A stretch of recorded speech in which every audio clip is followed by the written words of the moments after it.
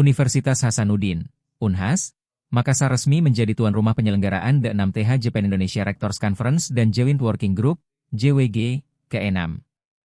Rektor Unhas, Profesor Jamaluddin Jompa atau Profesor JJ, menyebut kepercayaan ini adalah bentuk penghargaan atas peran strategis Unhas dalam membangun kerjasama global di bidang pendidikan, riset, dan inovasi.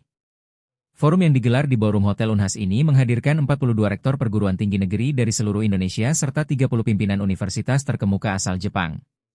Profesor JJ menegaskan pentingnya kolaborasi lintas negara untuk menjawab tantangan global dan berharap forum ini menghasilkan kerja sama konkret seperti riset bersama, pertukaran mahasiswa, hingga program gelar ganda.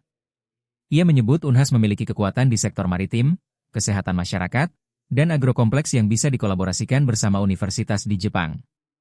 Profesor JJ juga menyoroti keterlibatan generasi muda yang diyakini mampu memperkuat daya saing bangsa dan menjadikan mereka duta global. Ketua MERPNI, Profesor Edward Wolok, menekankan pentingnya peningkatan kualitas kerjasama dengan Jepang agar lebih terintegrasi dan berdampak langsung pada masyarakat. Download Tribun X sekarang, menghadirkan lokal menjadi Indonesia.